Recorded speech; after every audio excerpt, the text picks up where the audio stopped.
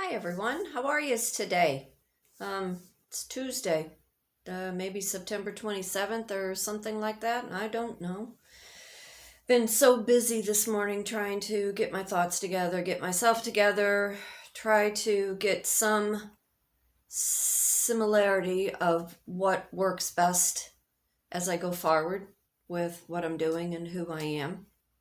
Um, Y'all know I'm Kitryn Marie. I reside in St. Louis, Missouri. I'm an artist, a writer, speaker, a life, and a business coach. Rebranding things, changing things up a little bit. And as you can see, I broke down my office out there, kind of working out of my front area. Gonna have the kid bring up some furniture from downstairs, just do some more flip-flopping because that's what makes me happy when I'm able to rearrange and flip-flop and do things more conducive to not only the lifestyle that I'm trying to live, but to help with my business. And as a business coach, I like to help other women, entrepreneurs who have these ideas that want to put something together and they just don't know how. Got a couple things I want to touch on today. First, my new followers, thank you. Always share, like, subscribe.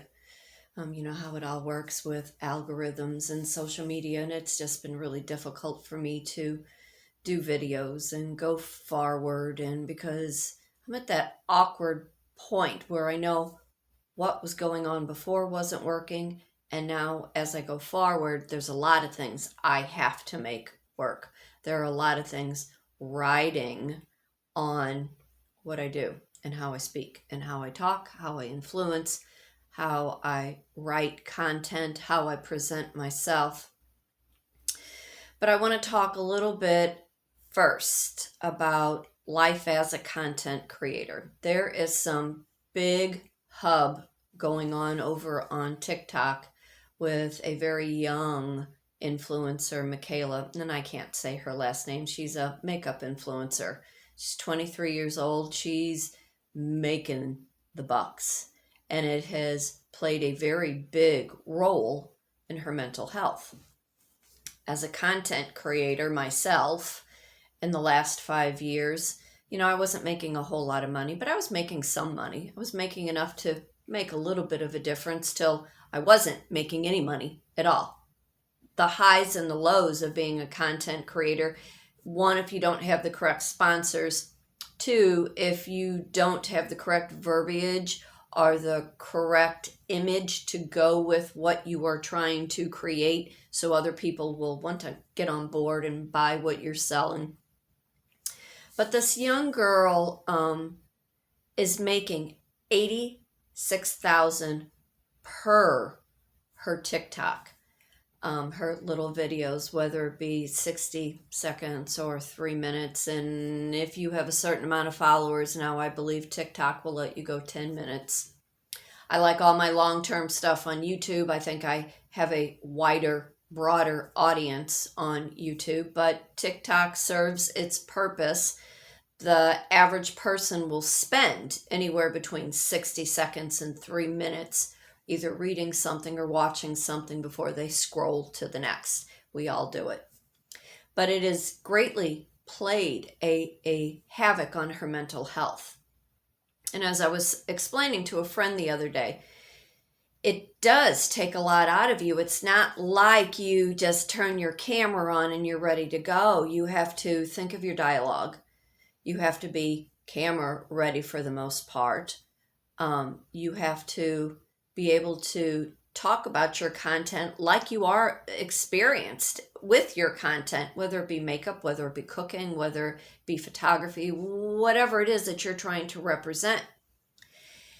Not only that, but dialogue. Anybody who has never been in theater or ever been in front of a camera, and other than you're in front of a TV and you're watching dialogue from somebody else, the words that you want to say, you play over in your mind over and over, repetitive, like a broken record, because you want to make sure whatever you're saying, whoever is listening is understanding. And although we're on social media all the time looking Your brain capacity can only handle so much before it's system overload, before you've taken in so much and you've replayed things so many times in your head that it does kind of drive you a little crazy. And especially when you're only in front of a camera and you're not interacting with real people, like the last couple years in the great pause of life, it plays havoc on who you are, and you start to look at things like what is real and what isn't real, what is working for me and what isn't working for me. And I think in Michaela's case, she's taken on an awful big responsibility. And although we see a glamorous side where she's getting her hair done and she's getting makeup done and she's going on these fabulous trips, it plays a toll. And those that have struggled financially, and I can say I have, I think all of us in the last 5 years, 10 years, we've all struggled financially one way or the other. The life we've been trying to live just hasn't met up to what the reality of how things are. So there's a lot of people that are trying to cancel her, which needs to stop. We need to stop with this cancel culture because it doesn't fit into your world, and because it isn't working for you, that doesn't mean you get to take somebody else and destroy them because they are making it work. We're all a little envious. Sure, I'd love to be making $86,000 every time I come onto a video. If I'm making 100 or 200 selling a product, I consider myself, in my heyday, in my glory.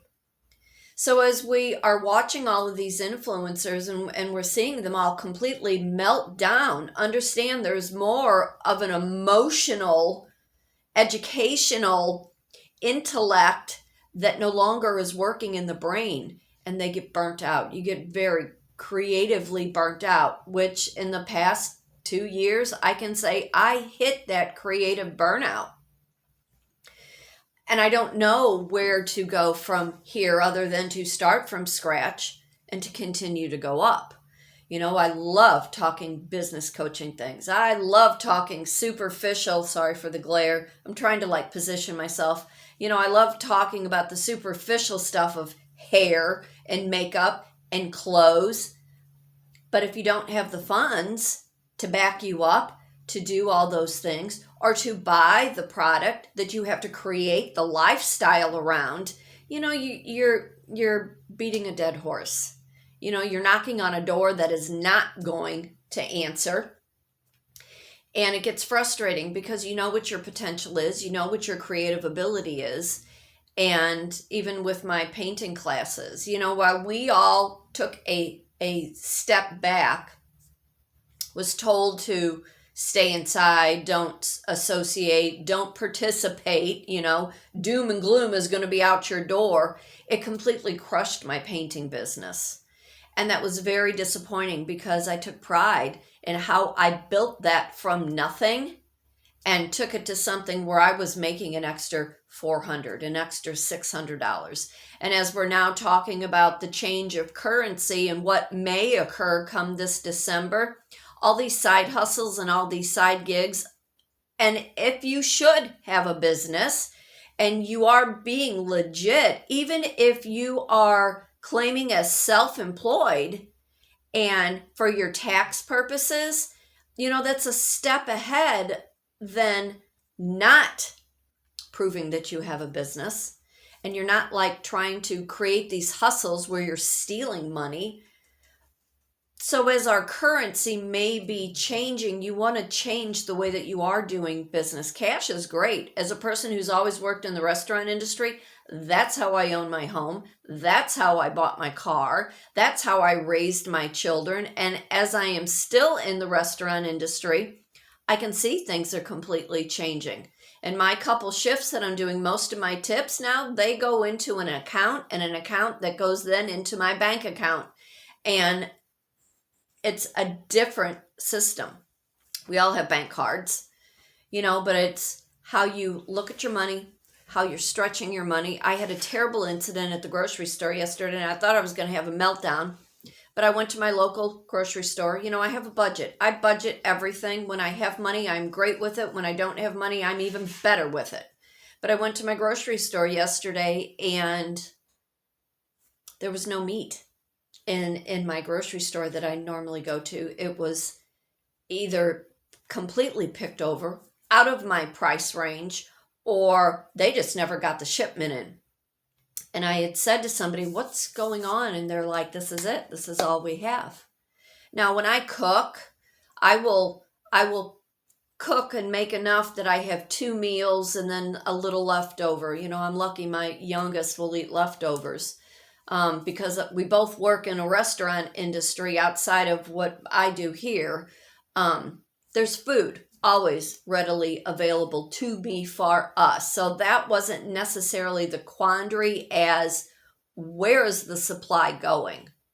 We live in a world that there is more than enough to go around. So whatever is happening with lack of supply, there's a bigger question that y'all need to be asking. You know, so as I went to the store, I knew I had a certain amount of money and not paying attention. I picked up a whole chicken, not realizing that whole chicken that was maybe 3 pounds, 4 pounds, it was no bigger than a large rat that you might see in New York City. And I don't know, I've never been to New York, but I've seen pictures of the rats. But anyway, I get out to my car, that hunk of what they called a whole chicken was $15. You should have seen me get out of my car, go get that chicken, and go back into the store. And I told him, I said, you people are out of your flipping mind. I said, I'm not paying $15. I said, the sign under it said $2.99.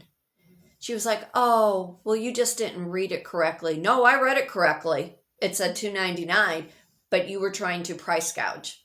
So within that, I had to run to another grocery store, literally pulled a butcher away from whatever he was doing. And I said, I need to pick your brain. I got an issue. Help me here.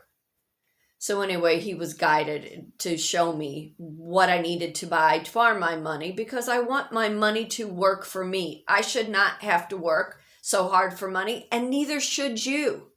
If you're in an entity that it is absolutely draining you, killing you, making you ache and moan and groan and not be a happy person in this life, you're in the wrong industry. You're doing the wrong job. And I don't care if you've been doing it for 45 years and somebody else has had to deal with your bad moods or your work environment, and here you're bringing it home, and the person that is trying to just love you, deal with you, have a household with you, it's just time that we all step back and we look at what we are doing to make our money so our lives just flow easier. You know, we're not getting any younger. You know, I'll be 62 next July, and you know, I want the next 48 years of pure happiness and joy. Life should be working for me, and me and you should not be working so hard to enjoy it. So those are a couple things I did want to talk to you about. You know, you can agree with me, you can disagree with me, you can always leave a comment. The other thing I wanted to just real quickly before I take up too many minutes and space on this phone that I'm probably going to have to get a new one in a couple months. But, you know, last week when I was talking about being a power couple, I write a lot better than I speak. I fall over my words. Usually my brain overloads and words just kind of stumble. But as I was really kind of finishing about the power couple thing, I wrote this very long post on my Facebook page, KM Designs, A Writer's Mind. You're more than welcome to go over it and follow. It is a plethora of things in life coaching, a lot of narcissistic recovery things, a lot of vision board, one of the classes that I teach, a lot of mental health, because I think mental health in this day and age needs to be addressed openly and honestly and very raw, considering all the things that are being put on us that we all have to deal with. because in the last 5, 10, 15, I don't know you personally. I don't know what anxiety issues or you have had, or what abuse issues you may have come in contact with, or I don't know how many times you've been married and why you can't make your marriages work. I don't know what your health routine is. I can only share all of my experiences with the training that I've had. So as I was talking about being a power couple, I'm a single woman. I enjoy my independence. I don't want to have to conform and change my ideas to blend with somebody else. I don't need a Svengali in my life trying to mold me and buy for me so the environment can be conditioned. So I don't want more than what my dream is for my life. If somebody doesn't want to move forward and they're afraid, then they need to ask themselves why they don't want to move forward. Too many times we get to a place where we're constantly questioning why we did this. Why did I make that move? Why did I make the bad choice? Why? And you drive yourself crazy, replaying again the things that you shouldn't have done, but you did it anyway. And now here we are where, like I said, where's the joy? Where's the happiness? Why are you still single? A lot of times I just say I'm mean as a snake or I'm overqualified. But I want to read something to you real quick, and then I'll let you get on with the rest of your day because I got to get out of here shortly. But these are my words. Agree or not. For weeks I gathered thoughts over the power couple. The mutual respect and admiration inspiring the other to be the best version of themselves. The common growth and evolvements needed to sustain a changing dynamic as two grow separately but together. As a unit for a greater good to thrive healthy and happy. While I was putting my words aesthetically together, my mind kept drifting to young mothers of the late 50s and early 60s, the dreams and ambitions they may have had with their life, and the babies that came along too soon. In their early married life, the interruption and halt of a dream and thrown into responsibility and obligation. I thought of those kids, that baby boomer generation left in grandparents' care, while the folks played out some resemblance of their dream. I thought of those kids. I thought of those fathers not ready for maturity, nor willing to give up the boys, their ball games, their poker nights, their men's club, etc. Entitled. Men of that time were entitled. Entitled to be waited on because they worked a job. It was his place to work and be served by his wife. He was king of that house, and other needs would have to wait. Products of their growing up, the woman just did, and she would follow an order. She would follow his order. Men, tired and angrily exhausted, no time to take their kids to ball games, scout events, fishing outings, camping, hung over from their own selfish needs. Let Uncle so-and-so take them. I don't know why the neighbor can't take them. Imagine the disappointment. Imagine the disappointment in that child's mind. The insecurity building on why their father did not want to spend time with them. Sorry, I lost my place. Pawning off offspring because they were too busy or just did not want to. The mother who had dreams and ambitions, so loving and in love with a man so selfish, but her consolation, he worked and he provided. She would jump through fire to make him happy, and she would overcompensate love to her child or children. She would pretend all was right, all the while very sad inside. In those thoughts, I gathered, what happened to that child? What happened to that mother and her dreams? What happened to all her ambitions? Why did it have to go on a back burner? What happened to that child? How did he get his emotional needs? How did he emotionally grow up? What message did he get from his parents? And what kind of person is he or she as an adult? Only child, only child, oldest child, middle child, maybe the baby of the family. What was his role? How did he or she get the attention needed for any type of validations? The women's lib movement came in the 70s. Gen X was created. Women taking back their dreams and men fighting, arguing, and isolating their women to remain at home. Hidden affairs, extramarital affair occurrences, the dynamics of individuals growing separately, setting precedents for a time. When we look at our own struggles as couples, now wondering why we are having so many internal struggles, it should not be hard to have somebody love you unconditionally. It should not be hard to ask for a basic need and then not have somebody tell you you are difficult because you were asking for a basic need. The struggles, look at our examples. Examine the roles you observed with your own parents. Understand your own parenting skills, and have you come to terms with your parents, your caregivers, whoever was in charge of loving you and taking care of you? They worked with the set of skills that they knew at that time. And now you know better. You should know better. You get to pick and choose the better part of who you are. The tools each mentally that we are equipped with changes society. It changes the dynamic in your own relationships and how we view what each of us need to be a power couple for each other. You know, as a life coach, I can only pray that there is somebody out there who is getting it right, because it's time that those type power couples need to set examples for the rest who haven't been able to get it right. It goes back to, you do not lay hands on somebody you love unless it's in a form of loving intimacy and caring.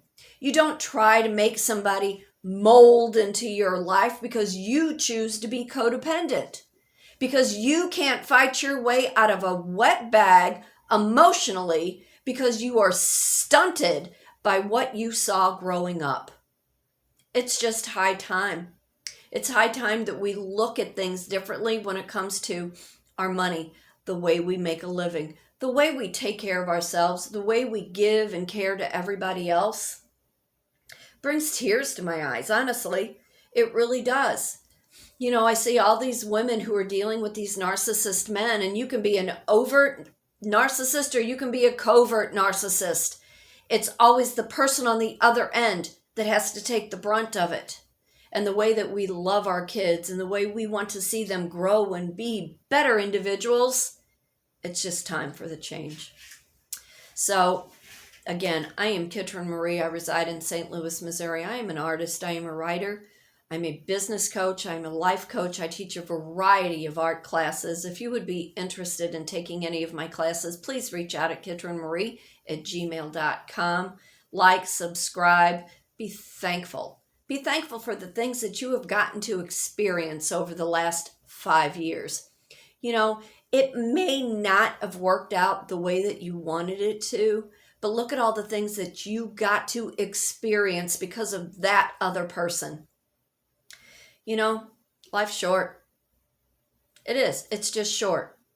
You might as well appreciate and enjoy what you have that's sitting right in front of you.